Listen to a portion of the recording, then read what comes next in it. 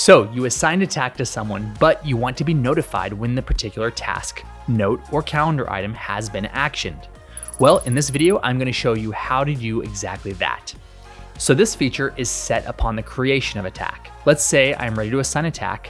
I fill out all the task information like you see here, and one of the options you may notice is labeled notification.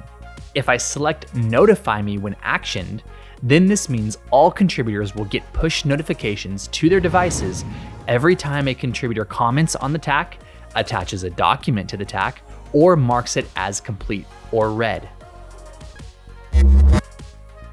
If you still have additional questions that were not addressed in this tutorial, feel free to check out our help desk at tax.io/helpdesk. Thanks for choosing Tax for your life's projects.